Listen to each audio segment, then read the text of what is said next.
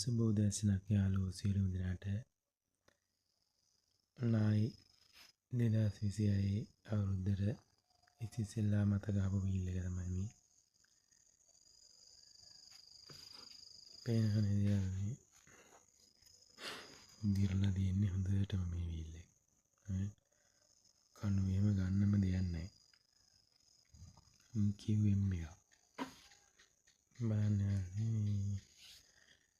මාරකට කන්න වෙනවා ඉතින් මේකද. කොහොම හරි ඉතින් වහන්න නැතුව හදන්නත් තමයි දැන් මේක මාස 3-4ක්ම තියාගෙන ඉඳලා තියෙනවා. මටම කියලා වැඩේ කරගන්න. දැන් ඒක හරි මං බාරගත්තා. දැන් ඉතින් වැඩේ කරන්න තියෙන්නේ. දැන් අනිවාර්යෙන් මේක ගලවනවා. ගලවලා බලමු මේකේ තත්ත්වය කොහොමද කියලා. බලන්න මේ තියෙන ඇතුළ සම්පූර්ණම දිරලා තියෙන සාමාන්‍යයෙන් අනේ මන් දන්නේ ගෙදරක වාචිකද නැති එකක්ද කියලා. මං යාළුවනේ ඔය මේ විදිහට කෑලි මේ හැම තැනක්ම ෆොටෝ අරගෙන තියෙන්නේ.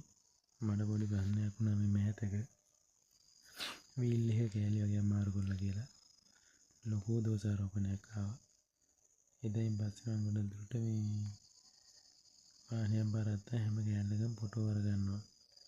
අරගෙන ඒක තියලා තියෙනවා මේ වාහනේ වැඩි ඉවරුනාට පස්සේ තමයි මගේ නිදහසට තමයි මම මේ දේ කරන්නේ. ඒවන මේ එන්ජින් එක මේ වයර් හරින් මේකෙන් ඇදලා පතවල මැස්සා.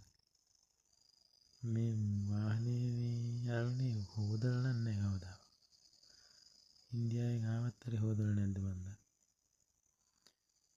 යාළුවනේ පම්පෝරි ගහන්න නෙමෙයි.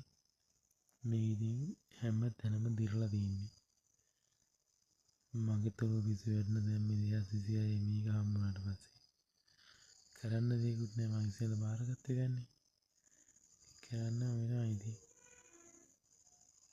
ඔන්නම තමයි යාළුවනේ.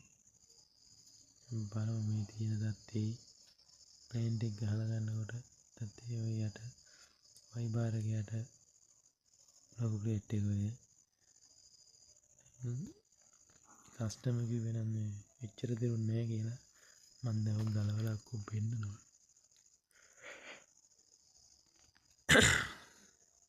බලමු යාළුවනේ. ඉස්සරහට මම වීඩියෝ එකක් දාන්නම්.